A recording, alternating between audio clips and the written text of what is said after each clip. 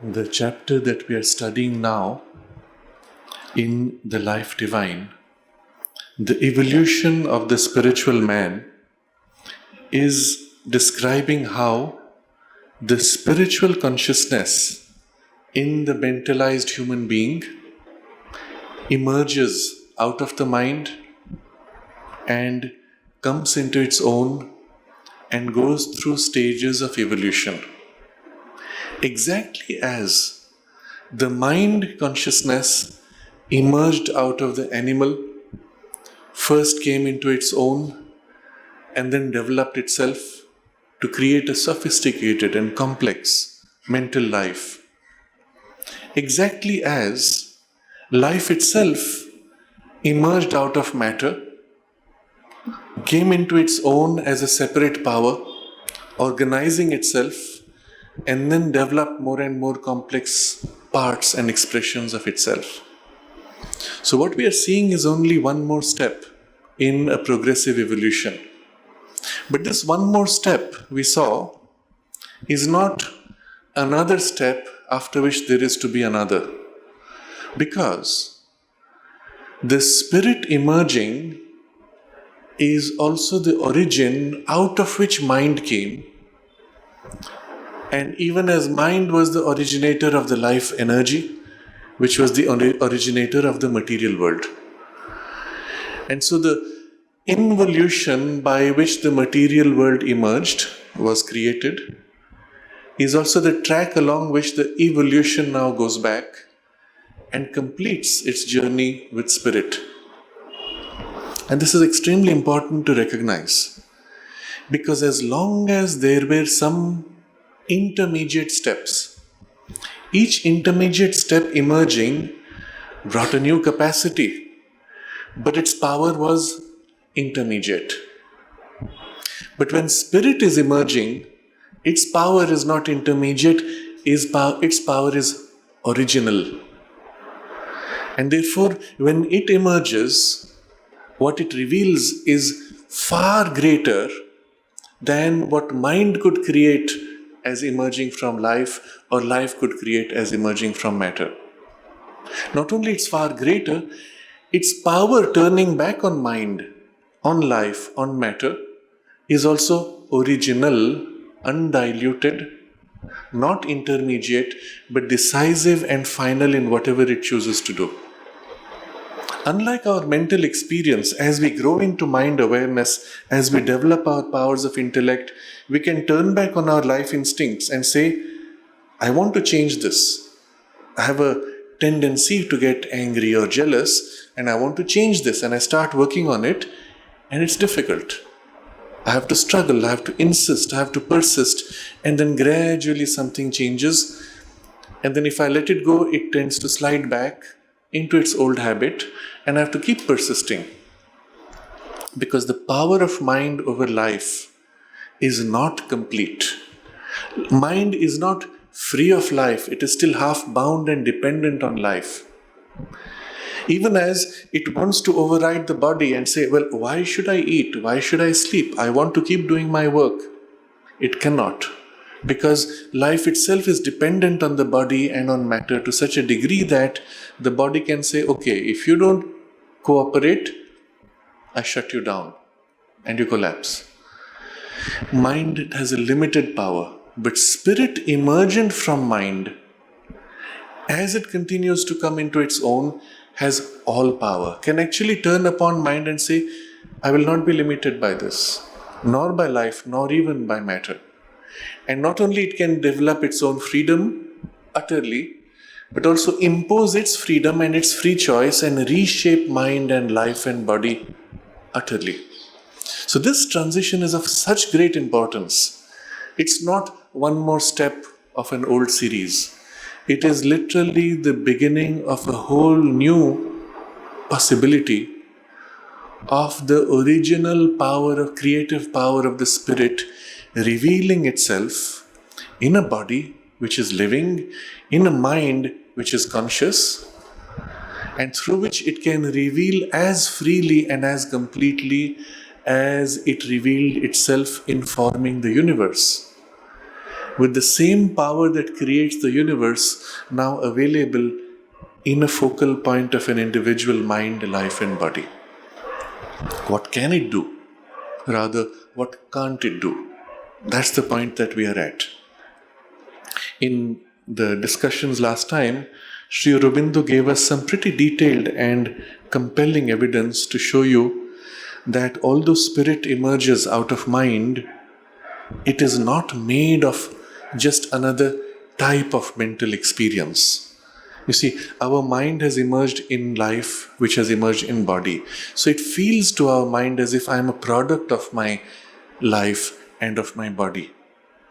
Even though at times we are able to separate in mind and feel free, the practical reality is we are dependent on the biology and the life energy, prana.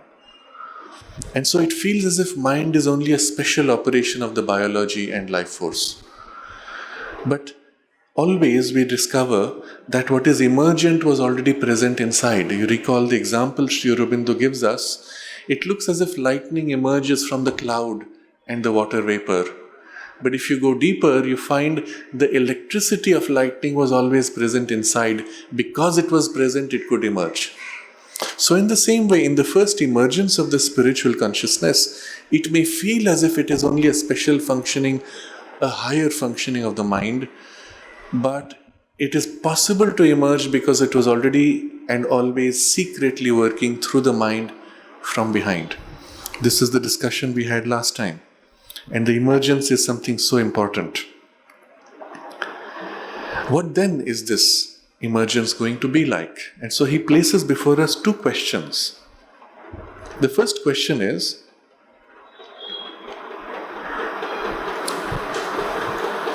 what is the nature of this spiritual reality or spiritual being that is to emerge?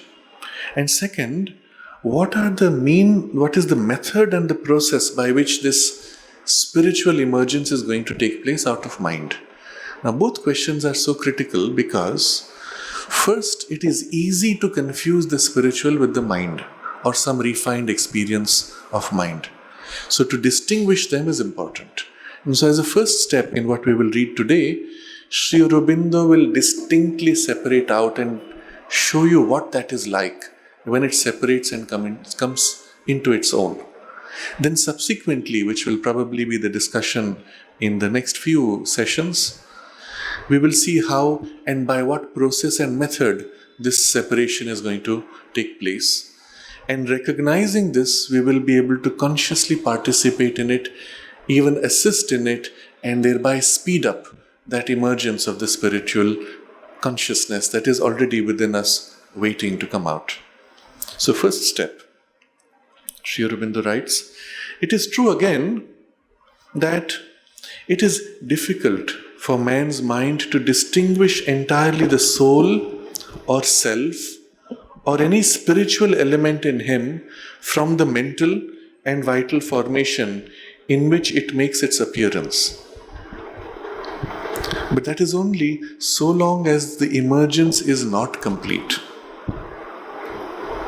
So, when the spiritual experience begins to happen, we cannot make out always where the mind finishes and where the spiritual comes. So, as you are standing on the top of a mountain, you look out and suddenly you feel a deep peace, a sense of a vastness, and it feels so real, so relaxing, so compelling that for a moment you even forget yourself. And then suddenly someone says something, or there is a sound, or your mind comes back and says, oh, what time is it? I have to get back. For a while you had as if lost your normal sense of I. And you'll say, oh, I must have been daydreaming.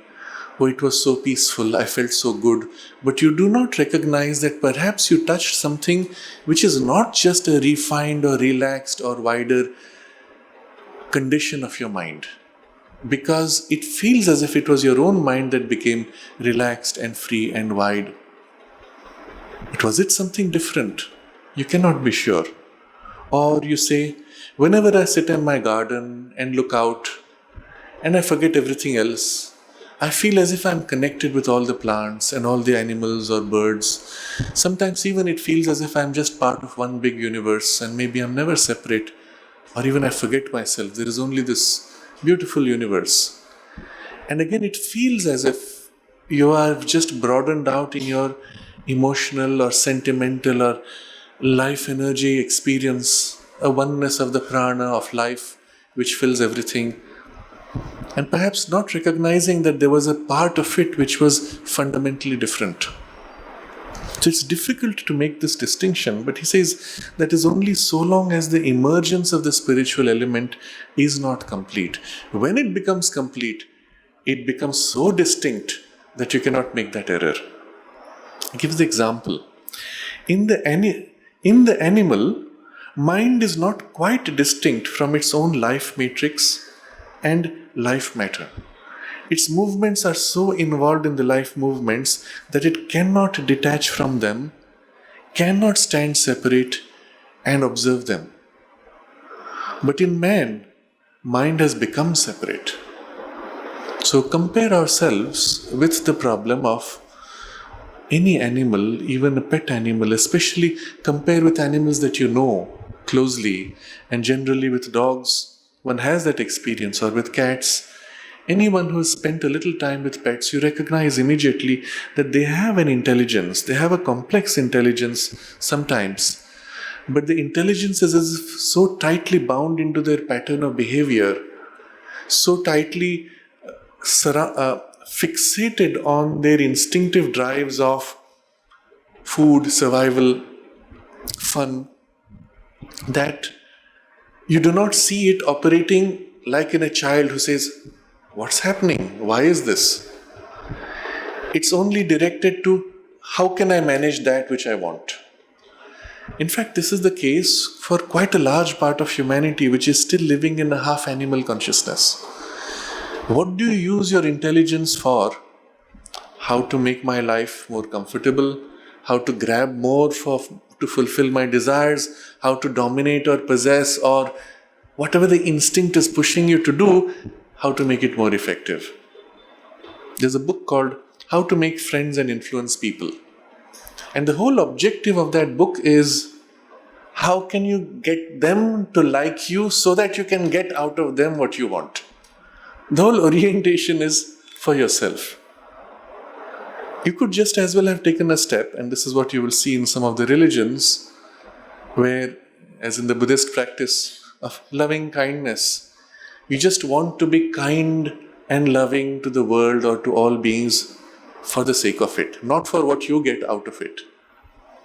Of course, the first practitioner of the path will say, yes, I have to become more kind so that I will gain good karma, so that I will be a better monk or practitioner, or I will be a great teacher, or whatever his ambition is.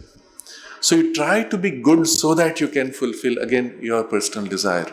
And so there are gradations with the mind coming into its own, where it begins to separate and recognize that I do not need to fulfill the instinctive drives and desires as my primary purpose. In fact, the mind, Sri Aurobindo points out, always, the intellect, as the primary power of mind, always needs to serve some objective. If you leave the intellect to itself and it starts rationalizing, lives for itself, very quickly it discovers it can justify anything, prove anything, chase after anything, and it will never be sure if it's the right thing. It becomes agnostic. It cannot know what is my purpose. So either it turns down to fulfill your impulses, desires, and pretty much animal instincts, or it turns up and tries to fulfill a higher ideal. But it cannot live for itself. It serves no purpose. So emerging from animal, you can see that it does not have the capacity to separate. I've shared an interesting experiment I did with a dog once, and it, of course, came for food. I had a piece of whatever it wanted, and I swung it to one end, the head turned. I swung it to the other, and its eyes were fixated on the food, licking his tongue. And at some point I kept going. It went left and right and left. And I said, how far will it go? I counted. 7, 8, 9, 10, 11. When I hit 12, I think around 10 or 12, suddenly the dog stopped. And my hand kept moving. It looked straight at me, into my eyes. Like that. And it was as if it was saying, what are you doing? The fixation of the instinct to latch on to the food and the salivation, all those operations had stopped. Suddenly it was the mind, and a conscious mind looking at me straight, and this question, surprise, puzzlement, but almost like a challenge, saying, what, why? It was fascinating because at that point the food had no effect on him. It was as if the mind, which was embedded in the instinctive life drives, had just stood up and now taken on its charge. This on a human baby would happen after 2 movements or one single movement. He stops and looks at you. Why are you playing with me? The difference between the dog and the human baby was only how many steps it took for the mind to step out. The same with an adult.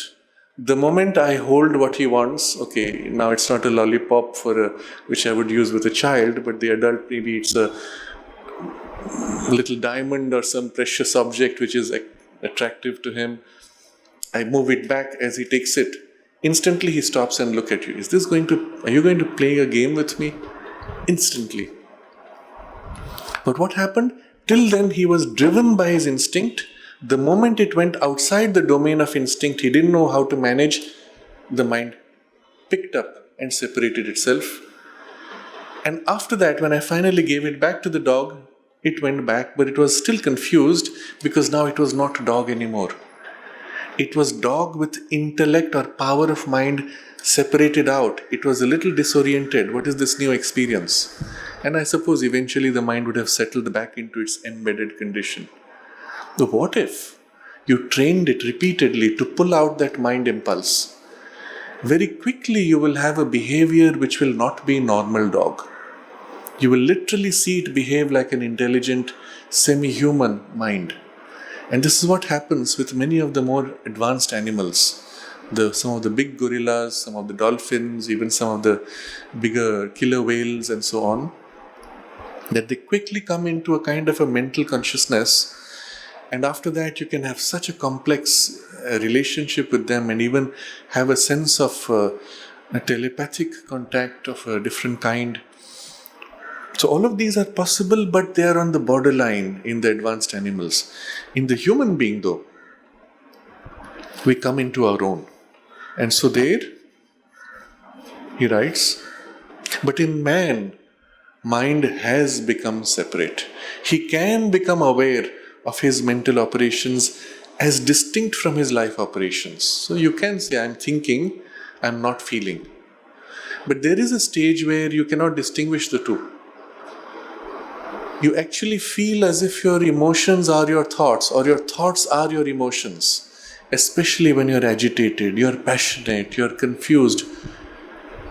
And that's when we behave like animals, or we will say like children. When you see adults upset and quarreling, primarily their thought process is only a form of expression of their passion of emotions. And at that point you'll see irrational behavior. You are wrong. No, it's not like that. No. And it's as if the instinct is, the louder I shout, the more true I will become. And it's illogical if you think of it. But the passion knows itself by domination of power or energy over another, and that's how the animals control each other. And it's as if this value has now imposed itself on the mind. By shouting and pushing harder, I'm going to ram through the truth. But it's not the truth. At least to the mental values, it's not. To the mind, what is needed is stop. Remove the passion. Give me a logical argument. It's a completely different operation. And sometimes you can do that. When a person is passionately confused, you can tell them, okay, let's be quiet and talk like adults. What do you mean by that? Shift to your mind and talk with its values. But you're able to do that. Some are not, and they're still half animal in that sense. His thought and will can disengage themselves from his sensations and impulses, desires and emotional reactions, can become detached from them. Now, Sri Aurobindo gives a series of steps. We could go deep into each of those. When you first separate your thought and your willpower, the first level of separation is from sensation. I'm feeling hot, I'm feeling uncomfortable, I'm feeling pain, and rather than saying, oh, in the pain, I'm identified with the emotional distress and the sensational distress, I can stand back, okay, what do I do to stop the bleeding? And so first separation is of sensation. Then the impulse, which is still pushing, I need to do something, you separate and calm and relax from it. And then there's a desire and emotional reaction, which is of a layer above. So literally, step by step, you have to learn to disengage from each of these. In some of the more developed human beings, the capacity to separate from sensations and impulses, even crude desires, is great. But not yet from the emotional reactions. I am upset. You did this, I am very upset. And then I stay wallowing in it, I stay stuck. And the person says, look, I'm sorry. What can we do to fix it? No, I'm sorry. You will have to pay for it. I will not trust you again. You're wallowing in the same emotional condition. I am depressed. I will never forgive you for this. And you're wallowing in. Can you not stop for a moment and say, do I really want to do this? And if, like the dog, you say, what is this? Do I want to live like this? You can instantly separate yourself from the emotional identification. Very few are even interested in doing that because they're so self-satisfied in feeling those emotions, and that itself becomes like a trap. But we have to cultivate this part in particular. Although all those levels are stages of cultivation, this description, sensations, impulses, desires, and emotional reactions should be actually the stages in any educational training in a child or as adults, even to the extent that we're still mixed and embedded in those. But the last part is often the most difficult because we feel ourselves so much in our emotions. But we can disengage from these, and then next step is become detached from them. So disengage is when you're able to stand partly out so that you're no more formed of this. I'm feeling unhappy, I'm feeling betrayed, but now let's move forward and repair. So I'm able to stand back, the emotions have not gone, I've come out of it partly, but then the next step is detached from them. And at that point I can actually feel in my consciousness, I'm no more bound to the emotion. And the moment you're detached, you have a power on the emotions to calm and change them. Okay, I was upset, I'm sorry, here. I take a deep breath, separate, detached, calm my emotions, and now let's move on. And as if nothing has happened. But that power of detachment is when you have the freedom from which you can then observe and control them. Now the observation leads to control, and then sanction or cancel their functioning. Now I can say, yes, I want to accept this or I want to reject this, and I refuse the function of anger or upset. I sanction the function of goodwill, mutuality, or whatever I want to build. But these are all steps. And studying them, observing in oneself where we are, or even formulating these steps as a practice to be able to separate, to attain to this mastery, is part of the knowledge, practical knowledge we would gain from this simple, very simple text. He does not as yet know the secrets of his being well enough to be aware of himself decisively and with certitude as a mental being in a life and body. But he has that impression and can take inwardly that position. So now he is describing something which is not part of normal human life. And if we have not already worked upon it, we don't experience this.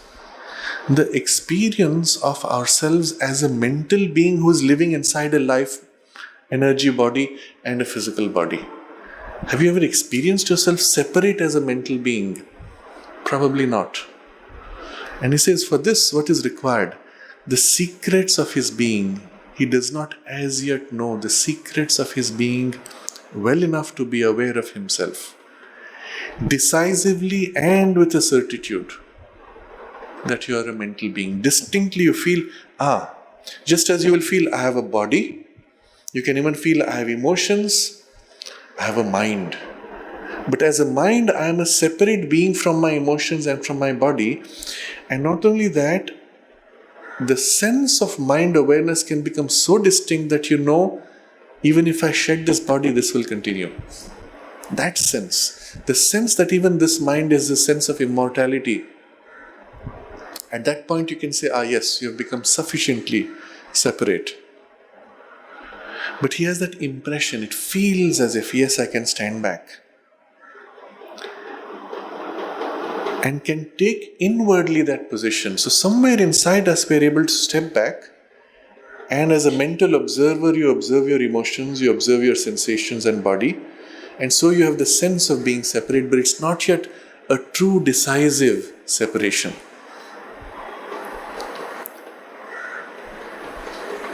And this is part of the evolution currently taking place in humanity.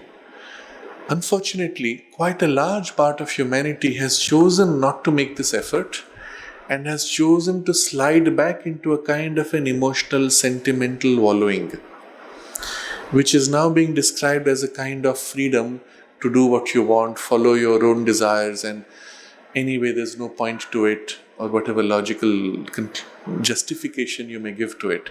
But there's a large part that's slipping into that in the name of affirming oneself.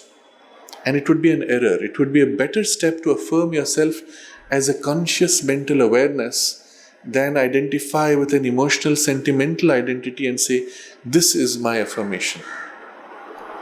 But I suppose it's a passage one would go through that before realizing that there's a higher level of affirmation.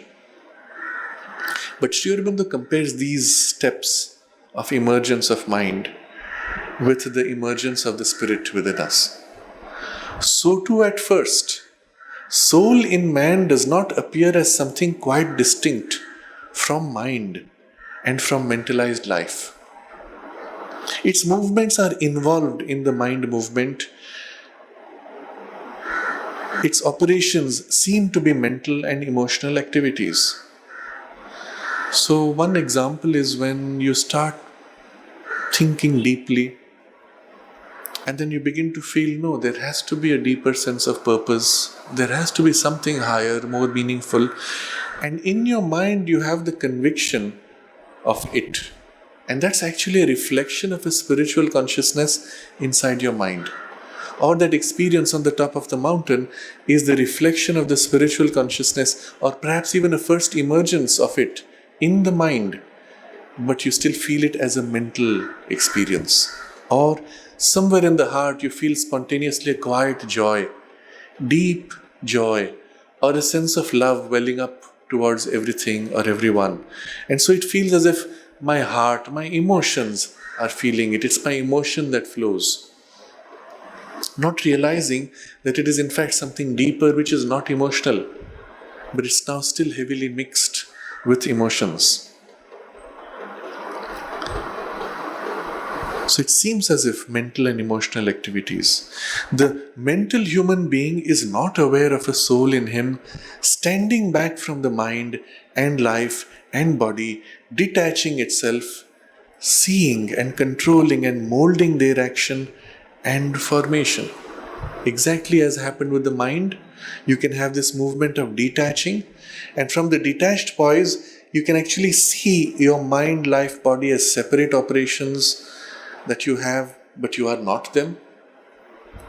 And then from that detached poise, you can actually extend a control and then begin to shape the behavior, shape even the patterns of thought, widen your mind, make it more supple, open it, awaken in it an aspiration, but from a freer poise, which is already having it, which it now brings to the mind. This experience is not there in humanity. It can be developed, we can awaken to it, it's within reach of us, but we have to already begin to make a special effort. And since we have never experienced the spirit as separate from mind, We don't know how to begin this. So at first, often it happens you have glimpses of a spiritual insight, awakening, some momentary thing, and then you begin to long for it. You try to get back to it, and then there are these brief moments of separation and living in something deeper or higher, or it feels truer, and then bit by bit there's a slow process. How that process can be done consciously or accelerated will come shortly later. But now he's just going to show you what happens when this separation takes place. So the mental human being is not aware of a soul in him, standing back from the mind, life and body, detaching itself. And so what we often find in many religions is the poise of detachment is taught as a mental experience, and then often that is called your soul. There is a pretty strong popular movement in India, semi-religious you might say, and which involves itself in, they practice Raja Yoga because it is of a largely mental character. They teach practices of concentration or meditation. They focus more on becoming pure, sattvic and so on. But their concept of soul is seat in the center of the head, behind the third eye, as a center of light. And so their experience is of a mental poise of awareness, standing back from superficial thoughts, standing back to itself as a mental awareness. But they call it soul, they call it spirit, opening to a greater oversoul or cosmic spirit above. Not realizing that it is in fact a poise of mind. In fact, it is a basic position of the intellect when it stands back from its mechanical operations to observe its own thoughts.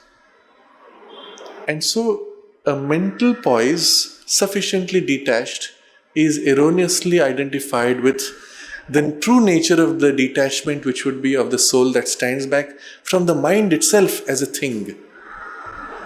So it's as if a kind of a reflected experience is often captured, while in the mind or emotions, it's captured as, this is the spiritual. Innumerable people, followers of Sri Aurobindo's teaching, having read Psychic Being has this love and devotion, make this common error of identifying their sentimental, sweet emotions as the psychic. So sometimes when I'm in deep concentration or meditation, I feel this deep love, devotion to the Divine Mother, or to people. And when I feel this sweet sentimentality, I look at everybody, oh, we are all one family. See, this is my psychic being, it has come forward. Now I've realized my psychic.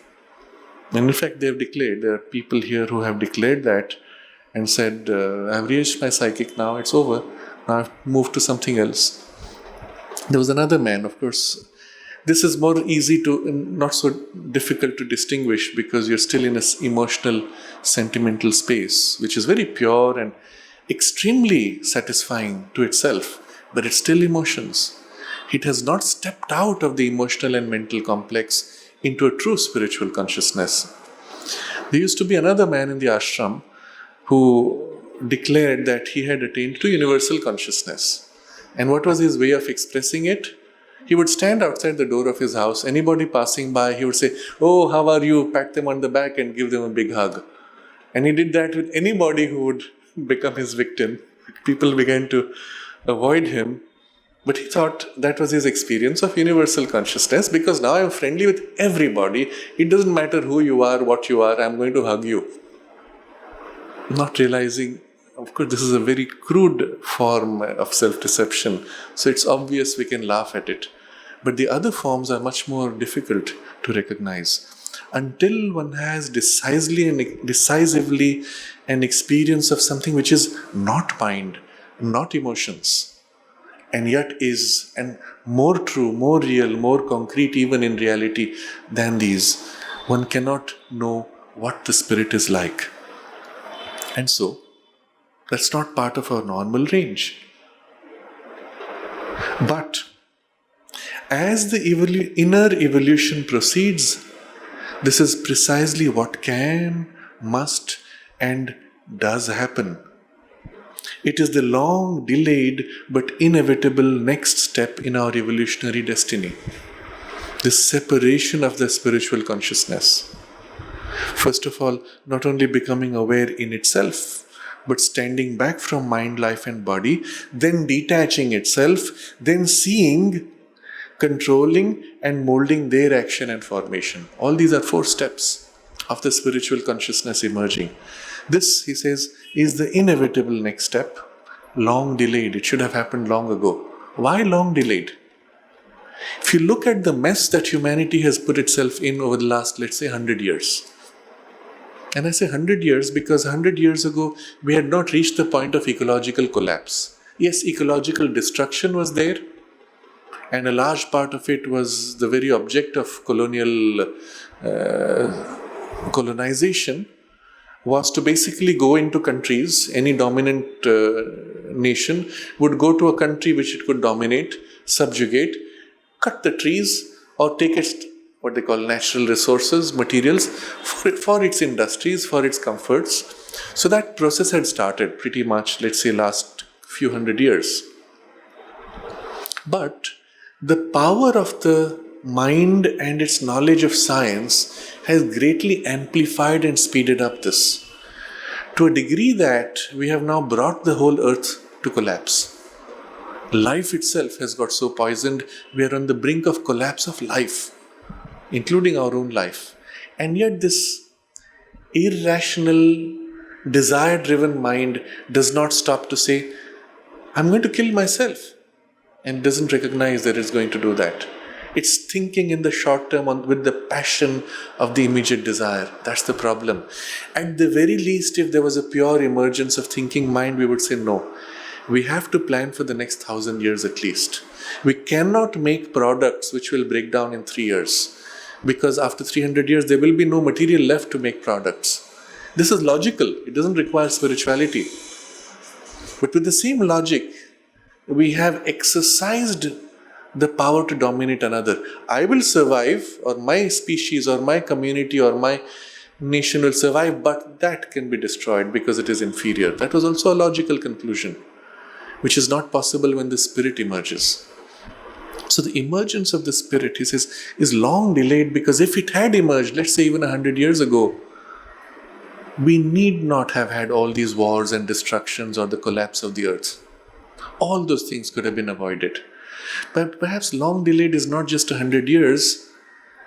If we had a larger memory of earth evolution, we would recognize there was a previous cycle of which there is only a vague racial memory. When they speak, for example, of Atlantis, which involved a great destruction that took place, let's say, about 10,000 years ago. That cycle was an attempt to rise into conscious intelligence and even cross intellect to an intuitive mind.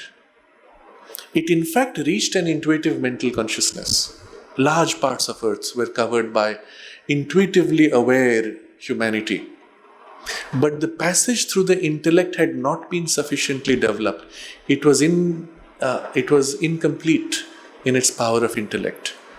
And so from that intuitive age, there was a collapse, a relapse, because it could not hold its own. It very quickly developed irrational, superstitious is the word we will use today, superstitious formulations of the glimpses it had through the intuitive mind. And it could not correct for its own errors. And so there was a necessity in the evolution for the mind or the evolution or the consciousness to drop back, pass through a harder training of reason, eliminate that power of error, and with the more perfected intellect, make a second attempt at the intuition. So long delayed actually points to that greater part of the cycle. If we could have at that point reached to the spiritual, then perhaps all the suffering of the last 10,000 years even could have been avoided. So in a sense, we are behind the requirement of this emergence of spirit and therefore needlessly delaying. But of course there is a rationale to that drop and the re-emergence. But now there is an urgency as never before. Long delayed but inevitable next step. in our evolutionary destiny. You can try to do everything you can to delay it, but eventually it will fulfill because the spirit has already decided to push forward. Once it decides, nothing can oppose it. You can delay, you can create complex opposition, distortion to its emergence, but eventually it will overcome all that. That's the nature of the absolute power of the spirit. There can be, the three words he has used. This is precisely what can, must, and does happen. Can, because initially when you're still in the mind, you look forward and you understand why. Yes, it can happen. What must happen, you recognize logically. You've already come to a point where the mind has shifted its balance. You're now in the conviction of it. And then as it begins to emerge, nothing can stop it. And that's the does. There can be a decisive emergence in which the being separates itself from thought and sees itself in an inner silence as the spirit in mind. Or separates itself from the life movements, desires, sensations, kinetic impulses, and is aware of itself as the spirit supporting life. Or separates itself from the body sense and knows itself as a spirit ensouling matter. This is the discovery of ourselves as the Purusha, a mental being or a life soul or a subtle self supporting the body. So this first separation, when the spirit begins to emerge, it often can take this form. A decisive emergence. There can be a decisive emergence. It does not have to be a slow, gradual process. And so this is what many systems of practice, religious and spiritual, aim to realize as a first step. In the practices which are Buddhist, the whole focus is on the mind as your primary agent of liberation. So first you separate out your awareness in the mind, and in the mind take on a station of observer. And then later you turn upon the mind and extinguish mind to be liberated into the nirvana. But this first step of separating and standing back as a mental witness poise is the object. The same approach you will see in Raja Yoga. Hatha Yoga takes a different approach, which is much more in the physical body. And the practices such as Bhakti Yoga will take a similar approach, which is more centered in the emotions. So all three poises of separate observer status, Sri Aurobindo maps out. First, because it is often the most easy for the mental consciousness, it is this which he describes. The being separates itself from thought and sees itself in an inner silence as the spirit in mind. You see, it's not separate from the mental experience, but you've separated from the thoughts. You have activity of thoughts, you stand back and observe. The thoughts come, they go, they rise, they fall. You do not interfere, you simply remain aware. What are you then? Your awareness is a kind of an inner silence. It's not active outside, it is somewhere felt as if inside, but in a silence. Where is this? Inside the mental awareness.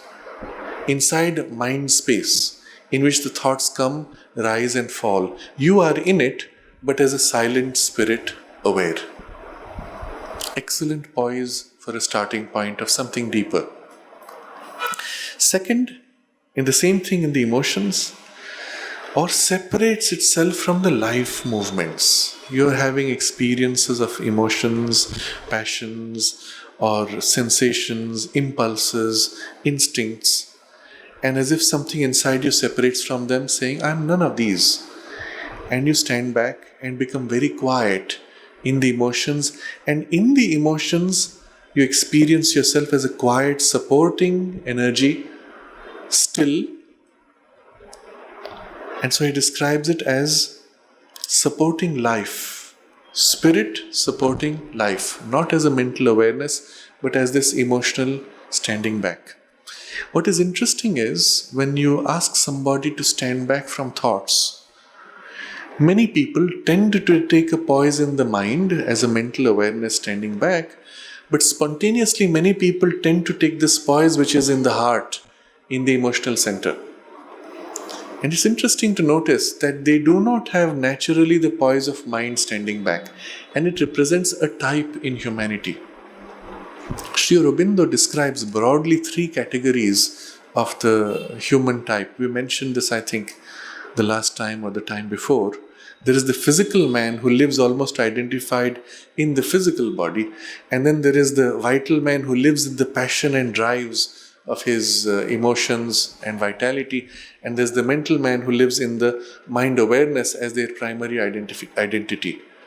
When you look at somebody and based on their behavior, you cannot always make out which of these levels they live in, because all 3 may have the same level of intelligence or competence in any life activities. But if you look at what is their priority, then you can make out between the 3. The physical man has priority through the senses. The vital man has priority through impulse and action of impulse. The mental man has priority in the realm of thought and even abstract questions and purpose. The vital man enjoys this. I create, I dominate, I build with logic, with all the intelligence of the mental man. It doesn't mean that the mental man is more intelligent. This fellow can be as intelligent or more, and even more in the practical intelligence of his action. Whereas the other fellow will say, I don't like to dominate and push around. I would rather be quiet and think and analyze and work with people who are like me. We just share thoughts and share experiences. So these are the types who will have abstract thoughts. Again, it's not that they will read books. The vital man also can read books, but his books will involve passion and drama and the domination and conquest. And the physical man will have books which will be of a different category. So that's why the action is not it, but the focus of the action will tell you which of these it is. And the third type, the physical man then, is much more in the body, identified with himself first as body, and separating itself from the body sense, knows itself as a spirit, ensouling matter. And you feel the poise standing back, but it is still primarily in the physical consciousness. And again, I point out, if you tell such a person to stand back from your thoughts, they take a station which is actually a poise in the body consciousness, and are unable to free themselves from the body identification, which is their first I. And one has to be able to notice these 3. Recognize that these are 3 poises common to each type of the three types. And from all 3 you can actually enter into the awareness of spirit or a deeper sense of soul. It's the reason why we have specialized systems of yoga. The Hatha Yoga naturally centers itself on the body and the spirit supporting the body consciousness, as well as many practices even in Buddhism, the practice of the Vipassana, for example, starts with body sensations separating from them. And while the person doing it may say, I am actually aware as an observer, not recognizing it's not a mental observer, they are in this poise of spirit in body as observer. And somebody else may be mental observer, and they will both use the word observer and mean completely different experiences. And so one has to be very careful what vocabulary you use. You may use the same words, but your meanings may be odd, totally different. Your experiences may have no match. And so distinguishing these 3 is one of the very important requirements if you really want to be able to engage with a person, understand what they are going through, or even help them to move into the next step. So from any of these 3 poises, he says, this is the discovery of ourselves as the Purusha, a mental being or a life soul or a subtle self supporting the body. In all 3, there is a mental component in the awareness, but the poise of focus is distinct. In all 3, there is a refined sense of separation and detachment, as if a reflection of the spirit or of the self, but it has still largely a character of a mental awareness. Your primary poise is of relationship with your nature. You are standing back, but you're not something fundamentally different. You are in it, but as a standing back poise, supporting or observing. So Sri Aurobindo now explains, this is taken by many as a sufficient discovery of the true self, and in a certain sense they are right. For it is the self or the spirit that so represents itself in regard to the activities of nature. But this revelation of its presence is enough to disengage the spiritual element. But self-discovery can go farther. So we need to dwell on this, because this is something so easily accessible and so common. How is this different from the self? So first recognition is, one has the sense of a self or spirit standing back, and people say, yes, this is it. I met in one of the very interesting discussions we had with people from many different traditions sharing something of their experience. And there was a lady, a monk from a Buddhist tradition, a very fine woman, dedicated to her practice now 40 years. And she described, when she goes deep into meditation, she comes into this poise where she stands back, and then everything is quiet and there is no sense of space or time. And then she said, I think this is nirvana. For me, this is nirvana. And that was it. But if she had been under a teacher who had a deeper experience, he would have said, yes, it's an excellent first step, but you must go further for the true nirvana. But she did not have, she was herself like a leader of her community, so for her, but it was good enough, and you don't need more, so why do look for more?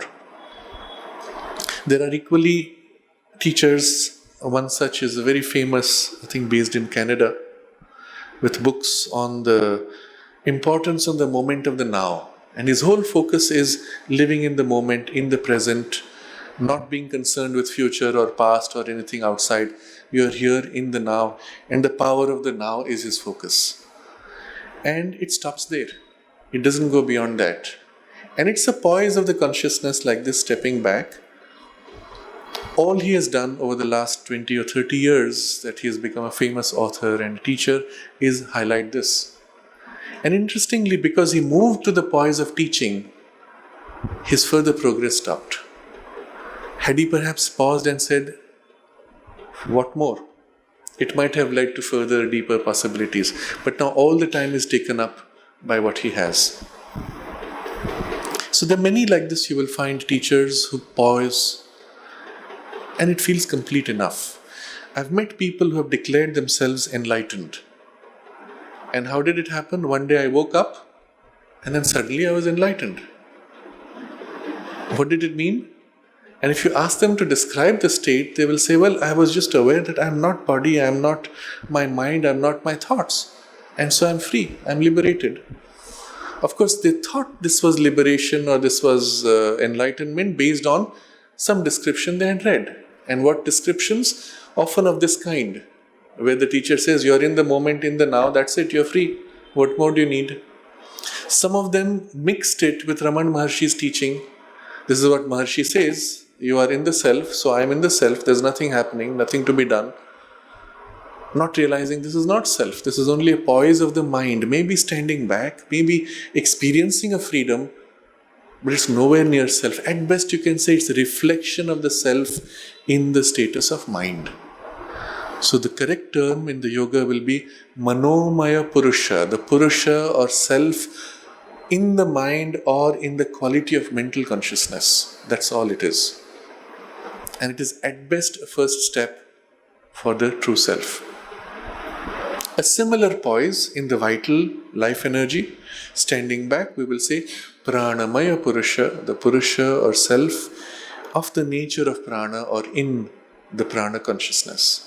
And similarly in the physical body, Annamaya Purusha, in the physical consciousness. But any Purusha poise status, feeling itself sufficiently separate as a support, is a step. And so this is what Sri Aurobindo points out. And that's why it feels sufficient, because it's a reflection of the self. It feels like, okay, I don't need more.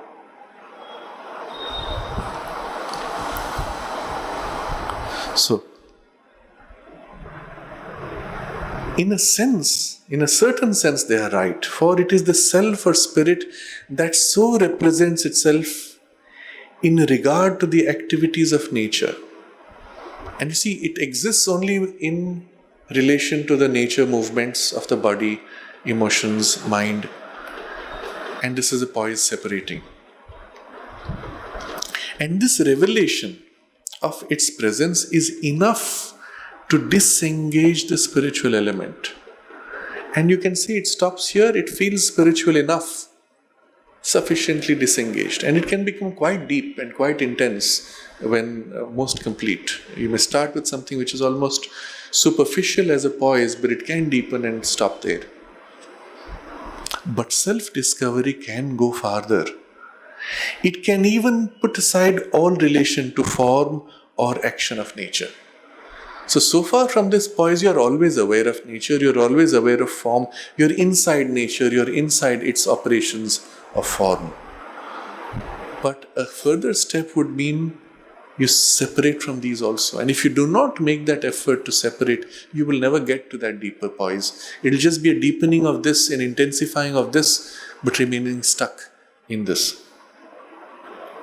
For it is seen that these selves are representations of a divine entity to which mind, life and body are only forms and instruments. So in this a more true consciousness, each of these three poises are seen to be only representations of a greater. He uses the word entity, because at this point you don't know what to describe it as. It's not in the mind, it's not in the life, it's not in the body and its sensations. What is it like? And so the first emergence is often kind of a vague, no reference to it. So an entity to which mind, life and body are only forms and instruments. And at that point, we are then the soul looking at nature, knowing all her dynamisms in us, not by mental perceptions and observation, but by an intrinsic consciousness and its direct sense of things and its intimate exact vision. So this whole description now is normally beyond the realm of the common experience. Because even what you had in the mountain top when you experienced that great calm and vastness, or a sense of identification, or even forgot yourself for a while, might have been bordering in the Manomaya Purusha or reflecting in it something of the deeper or higher. That element where you have the sense of I forgot or I lost sense of time is your glimpse through the window of something beyond. And at that point you do not have the registration taking place in the mind. So suddenly there was a gap, I don't remember, an hour has passed, I didn't even realize. Because you were momentarily immersed in something outside the registration of your mind or opened to it. And a similar experience from any of these three positions is possible. But at that point, where is the form? Where is nature? They are as if non-existent or forgotten or lost. And then from that poise, you can turn back and recognize nature. But you are not mind. So what is your way of registering nature? So, we are soul looking at nature, knowing all her dynamism in us, in your consciousness now, which is no sense of form, no sense of limit. Nature is as if somewhere inside you, or a part of you, or as if you are intimately inside her, but not in like we experience here, I'm a product of. You feel yourself in as if permeating, but larger than, freer than nature.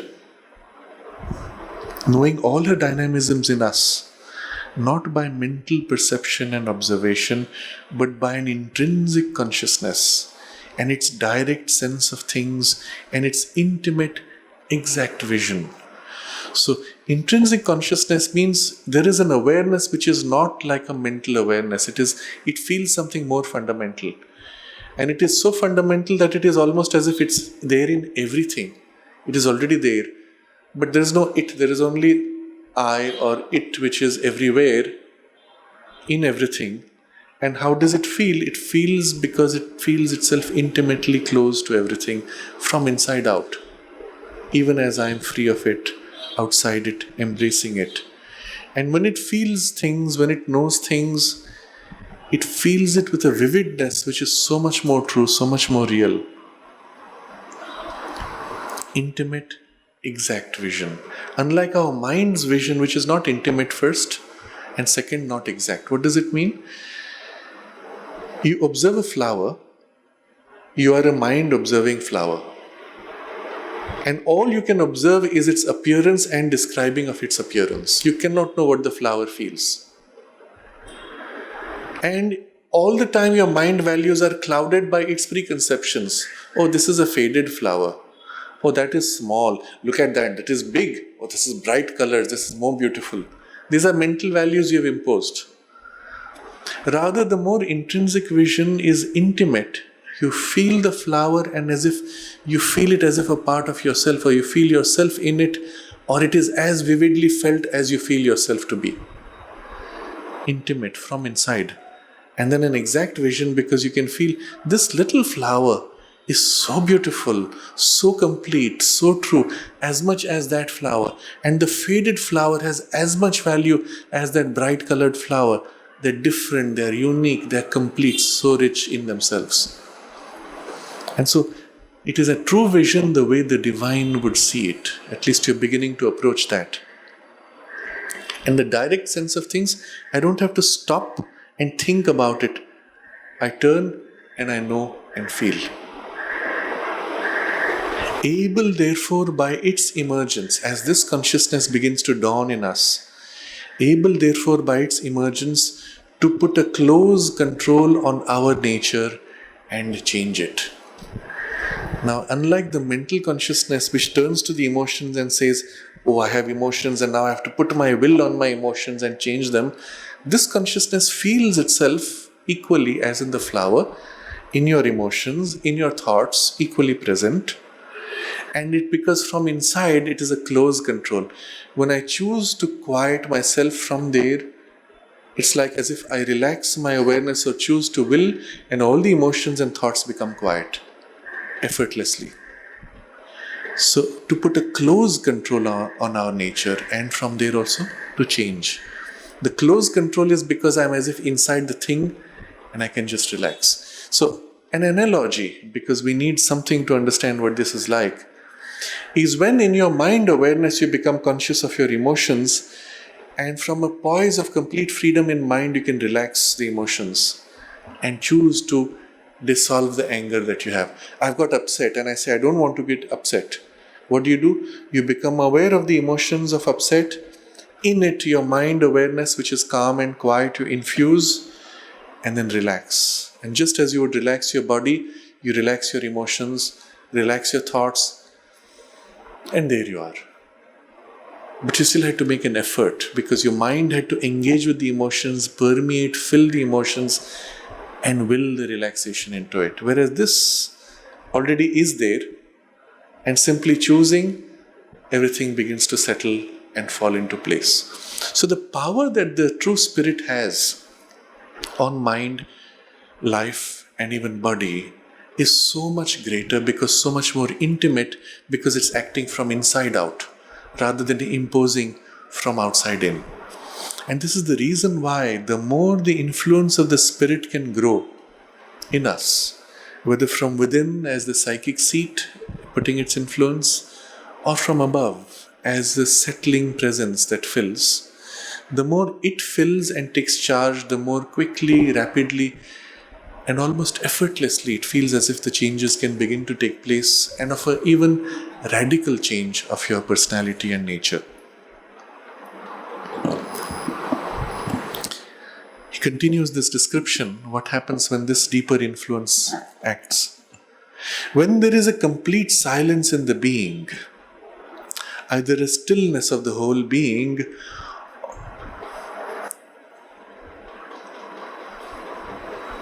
either a stillness of the whole being, or a stillness behind, unaffected by surface movements, then we can become aware of a self, a spiritual substance of our being, an existence exceeding even the soul individuality, spreading itself into universality, surpassing all dependence on any natural form or action, extending itself upward into a transcendence of which the limits are not visible.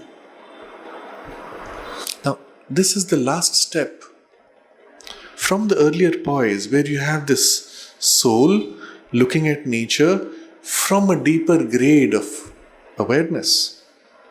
This can become conscious of a silence, stillness, or it feels the stillness behind supporting.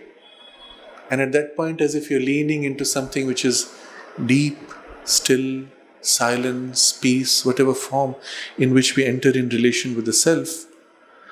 But for that, the first poise is this requirement of stillness and silence. Now, from what we discussed earlier as the soul looking at nature from this deeper consciousness, this emergence into the true self is relatively easy as a next step. But equally, it is possible to pass into that from your mind consciousness or life or body sensation. You can go directly without needing to pass through this intermediate poise of a soul who is master of nature. You can go straight to self. And again, the method is the same. Complete silence in the being. So you make yourself absolutely still. Your mind becomes completely silent. Your life energies become still. Your senses become quiet. Or a stillness of the whole being may not be complete silence, but stillness deepening. Or even a stillness behind, unaffected by surface movements. So you have activity, but you as if lean back at this sense of a stillness supporting all this. Any of these three would become like a gateway. And as you remain in the stillness, you let all else fade out, and from the depth of that stillness, one begins to feel the true self. And there, all this description now follows. The character of that. And you will see there are many facets to it. The sequence in which Aurobindo describes these facets are often the sequence in which one enters the full experience of self. So first is becoming aware of something, that self. Either within the silence or stillness, filling it as inside the stillness, or supporting behind even the stillness which is at the backdrop of your activities. Behind that is the sense of the self. So first touch of it is a spiritual substance of our being. It has a substantiality. Almost it feels like something so dense, so concrete, so much more real as a substance or a presence.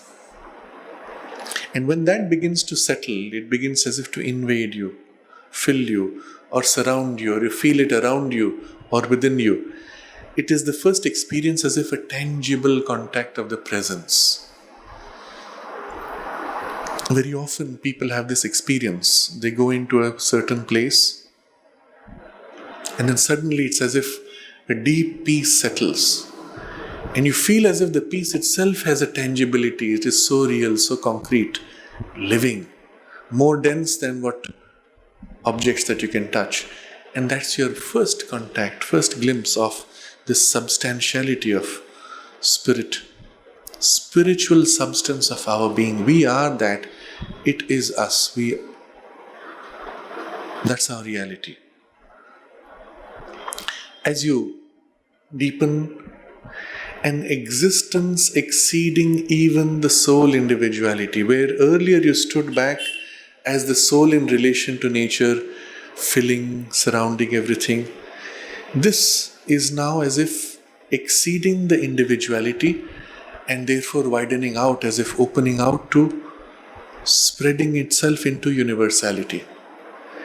And at that point there's no sense of boundary, no sense even of limits of the universe. It is greater, larger than all these.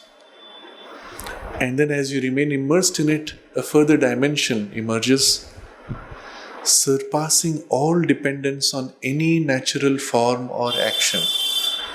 Forms can come and go, actions can come and go. The most violent and the most intense forms and actions could come and go.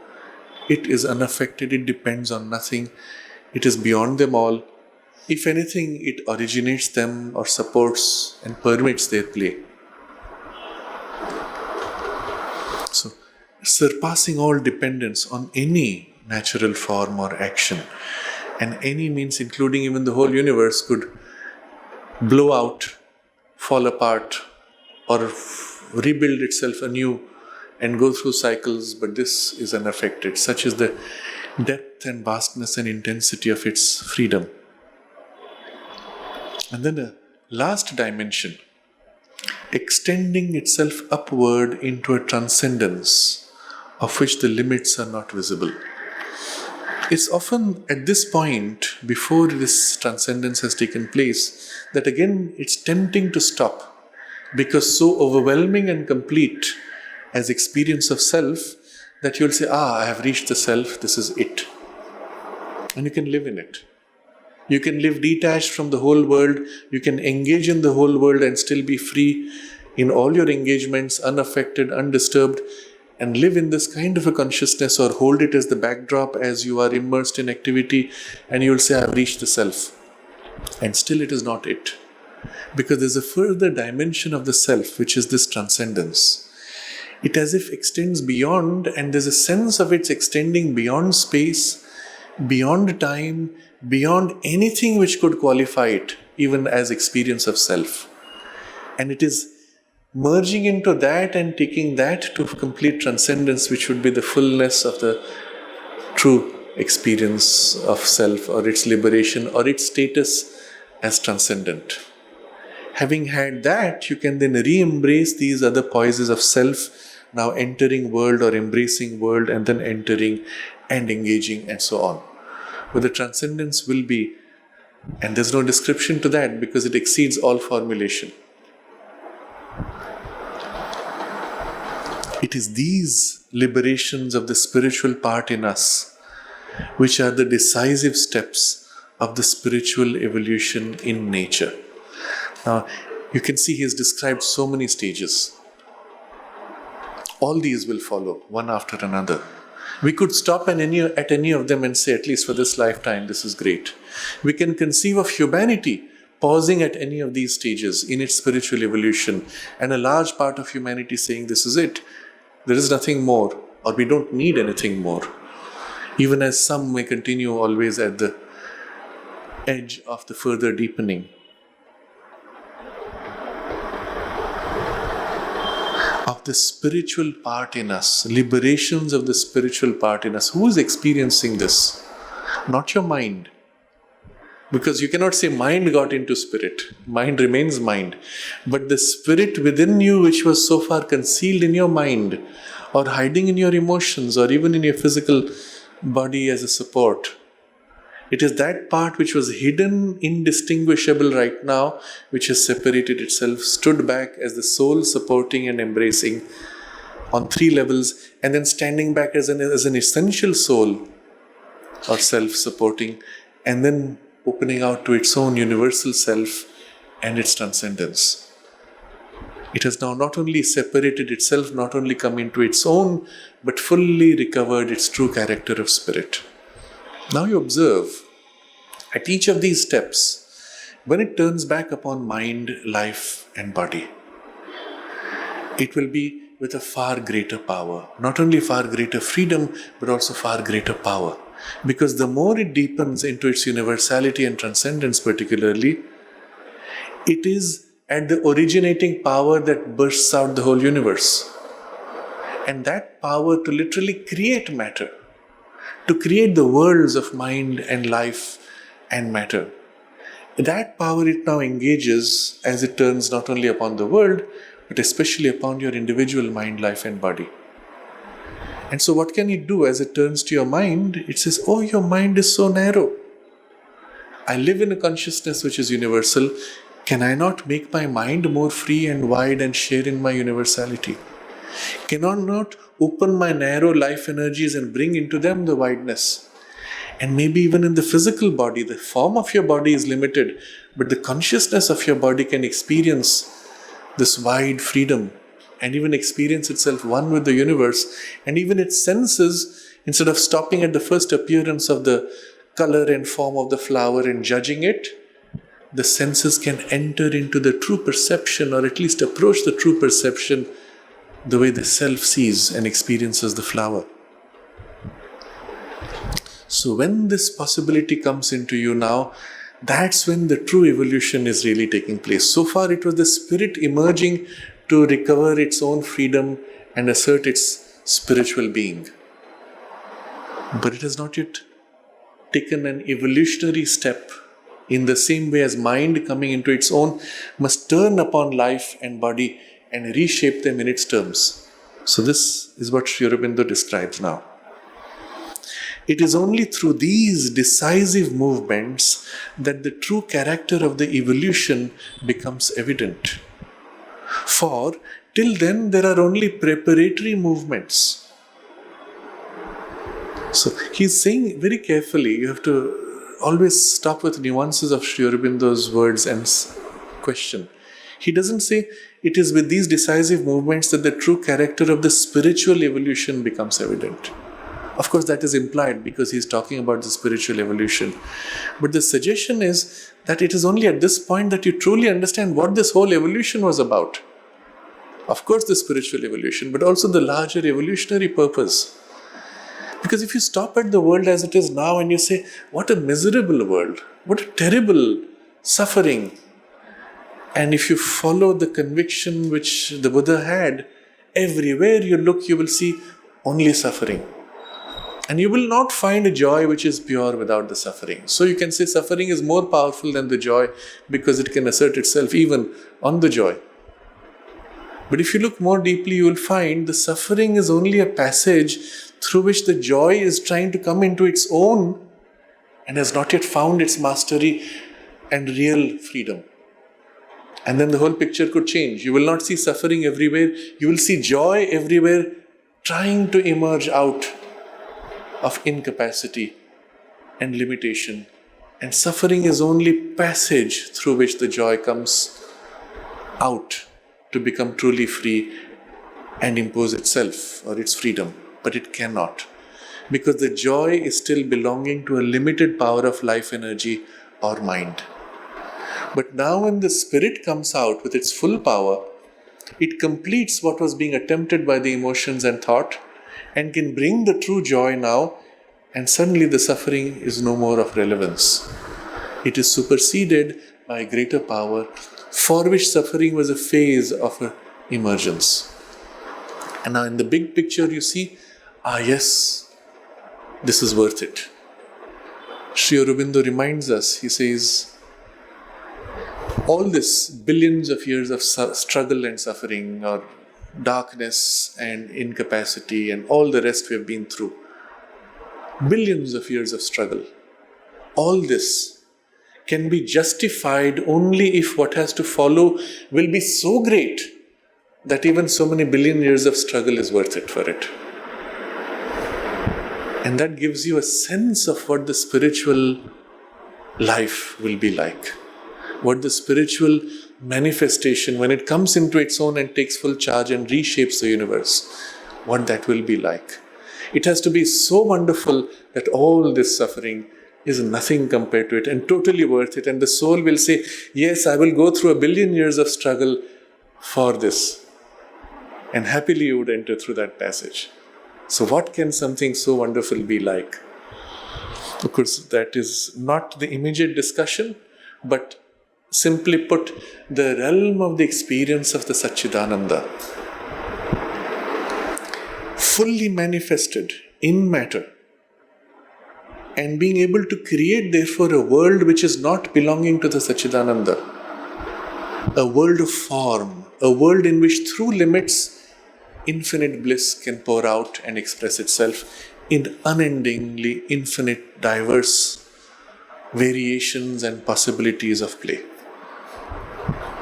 And each form at each moment can reveal the infinity of the Satchidananda of a sheer pure existence, which is utter consciousness, which is utter bliss, and never the same, never repeated, and all these experiences of delight, mingling, joining, filling, creating worlds in forms unendingly.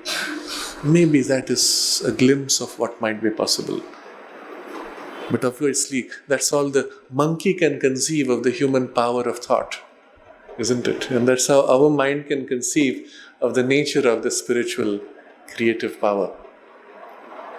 Just as the monkey sees the human being writing, reading, thinking, philosophizing, exploring as a scientist, mastering and enjoying the mastery of these discoveries and discovery of self, of your own consciousness. And the monkey looks at it and cannot quite make out because it's incapable of that experience. But still a glimpse is possible, it feels something. So too we look at this and we feel a glimpse. If the monkey was told, what do you think the next step of evolution will be? Oh, my tail will be so much more powerful that I can jump from one forest to the next forest, from one continent to the next continent. He can only exaggerate his power as the next step. So the mind says, what will the supramental being do? Oh, it will have all the knowledge and act with fantastic power and do whatever he wants. Of course he can do that also, but something fundamentally different. So as one example, an experience like we have of knowledge which the monkey cannot have, an experience that the supramental being will have is the experience of ananda, of bliss, which as an experience is not possible to the mental consciousness because it is living in finiteness and division. And bliss is fundamentally an experience belonging to infinity. So unless you awaken into infinity, you cannot experience even a glimpse of it. But not only it will be a bliss in the spirit, it will then be a bliss now organized and expressed in the mind's experience, in the life energy and prana's experience, and even in the body's experience, and even through its senses. And 5 senses that we have are nothing. Within each of those, there will be facets of further perceptions of bliss in different ways, which we have no even possibility except some kind of imagination. You see, when a bird flies across continents for days and nights, you can say it's looking at stars, it's looking at the sun. No, it's sensing the earth. And perhaps we will say it senses the earth's magnetic field.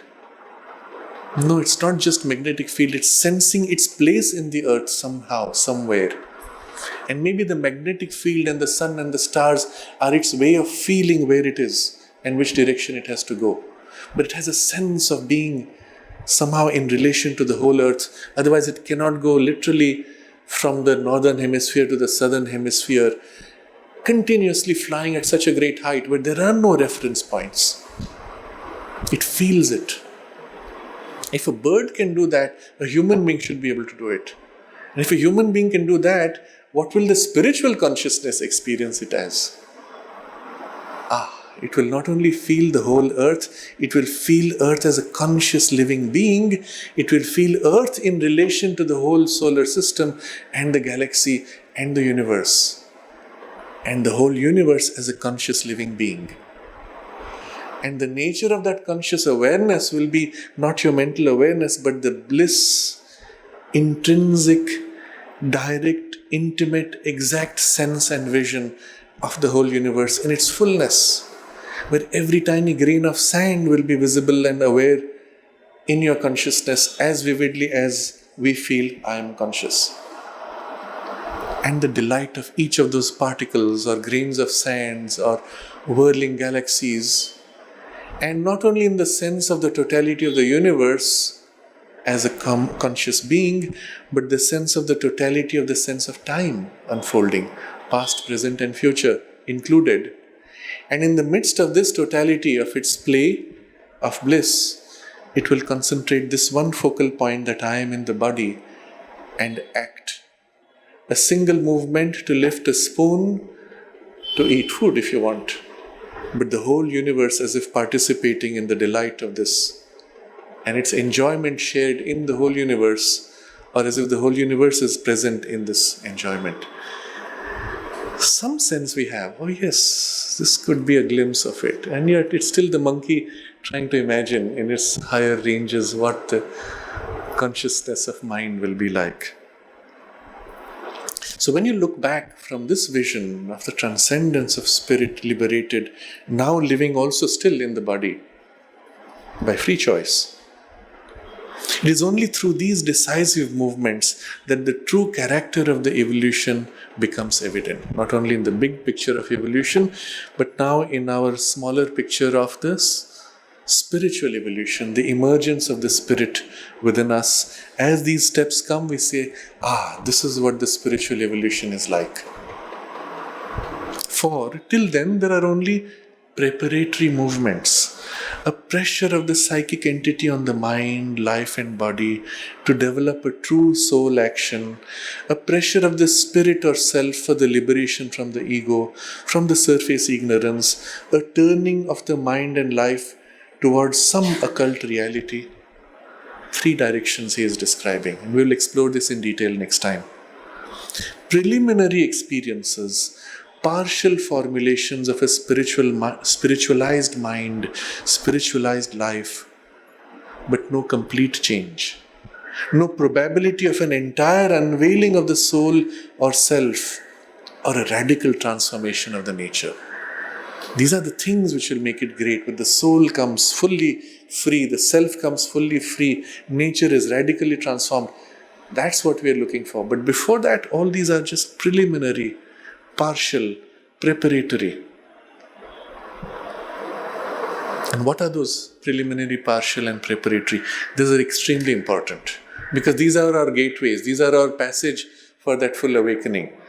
And so that's why what will follow next, although it seems in relation to this so much smaller, this will be much more important because this is within our reach, within our access. And not only in terms of effort that we can make, but in terms of help we receive from within, from the psychic being putting its influence on you, the self putting its pressure. That's what he's describing, remember? The pressure of the psychic, the pressure of the spirit for liberation, and the surface ignorance turning towards some inner occult reality. These are the three things. But you recognize in the very description, something is already helping from the other side of the veil. But we are unaware. And so if we recognize what is the help of the spirit on us, and then we turn and align to it, although we don't feel it yet, but we align to it, then a kind of connection forms. And through that alignment, we begin to feel it. And through that feeling, it helps us then to enter the true freedom of the experience of the self. So this is going to be the most practical and important, for which first he has given a glimpse of what it is going to lead us to. So we pause here and we'll continue this next Sunday. In dwelling on the description of the emergence of the self, we can concentrate for a while, dwell on the sense of it, and perhaps meditate on it for a while.